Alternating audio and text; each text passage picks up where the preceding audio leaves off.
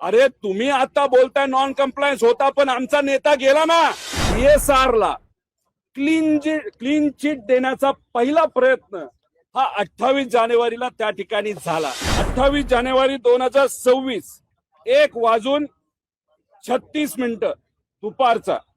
याच्यामध्ये त्यांनी असं लिहिलंय की the last regulatory audit carried out by DGCA in the month of February 2025, no level 1 findings were issued.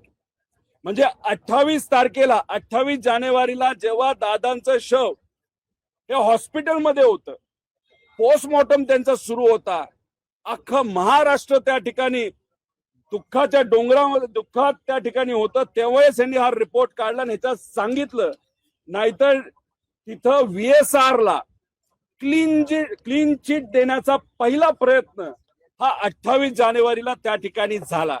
याच्यामध्ये सांगितलं होतं लेवल 1चं कुठेही काय त्या ठिकाणी अडचण आम्हाला जाणवली नाही। त्याच्याच बरोबर ज्या व्यक्तीचा आम्ही राजीनामा मागतोय ते म्हणजे या देशाचे एव्हिएशन मिनिस्टर, त्यांनीच 28 तारखेला एक स्टेटमेंट दिलं, no safety concerns with Learjet aircraft VSR ventures, असं एव्हिएशन मंत्र्यांनी त्या ठिकाणी सांगितलं।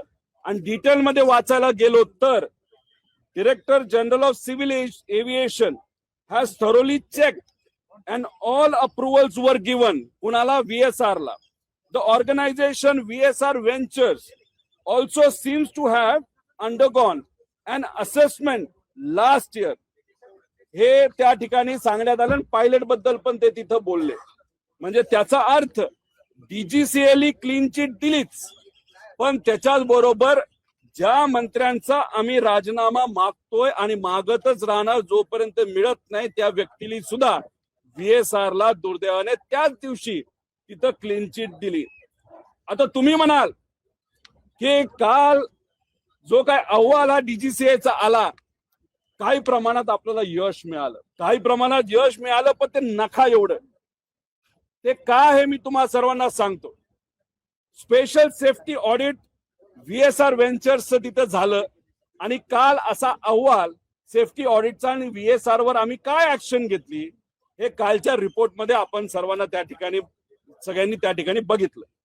याच्यामध्ये काय लिहिलंय, the multidisciplinary audit team observe several non compliances, म्हणजे अनेक त्रुटी त्यांना जाणवल्या।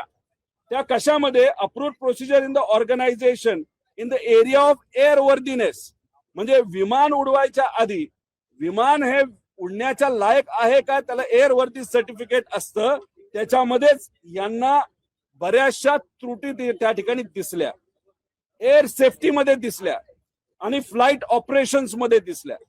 म्हणजे आम्ही प्रेस कॉन्फरन्स घेऊन तुमच्या माध्यमातून, मीडियाच्या माध्यमातून लोकांपर्यंत, इन्व्हेस्टिगेशन एजन्सीज पर्यंत, DGCA पर्यंत जो ज्या विषय घेऊन पोहोचण्याचा प्रयत्न करत होतो, तेच विषय यांनी या रिपोर्ट मध्ये घेऊन सांगितले, हो VSRच्या बाबतीत तिथं नॉन कम्प्लायन्स होता।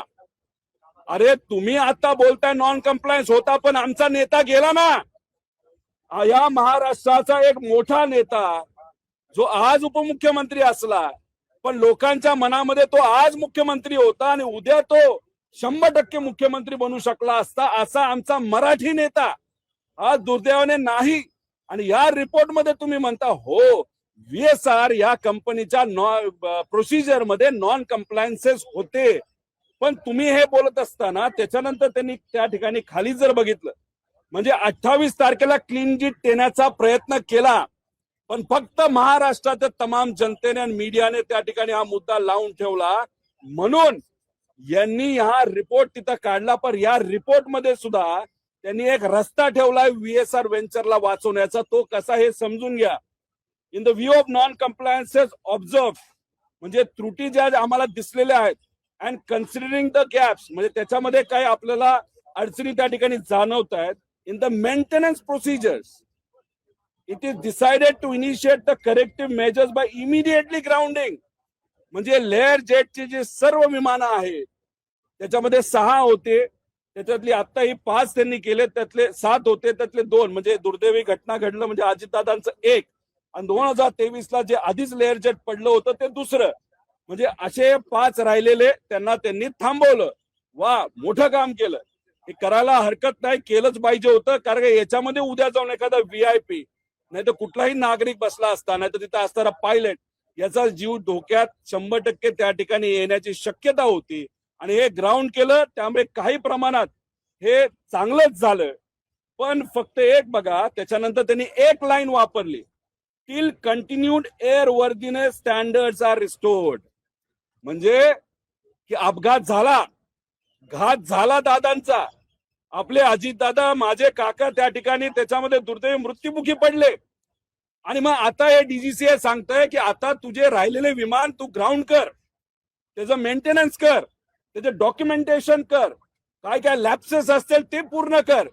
म्हणजे टिल कंटिन्यूड एअर वर्दी स्टँडर्ड आर रिस्टोर्ड, म्हणजे एअर वर्दी स्टँडर्ड झाले, मग उडवायला लाग, मग धंदा करायला लाग, मग पैसा कमवायला लाग. मग तुझे जे पैसेवाले आणि राजकीय लोक जे इन्व्हेस्टर तुझ्यामध्ये आहेत त्याची तू काळजी घेत जा, असं तिथं डीजीसीएली अप्रत्यक्षपणे सांगितलं, असं त्या ठिकाणी आपल्याला बघायला मिळतंय. त्यामुळे हे जे काय केलं, तुम्ही फक्त दिखावा तिथं करताय, तुम्हाला फक्त दाखवायचं की आम्ही त्या ठिकाणी ऍक्शन घेतली.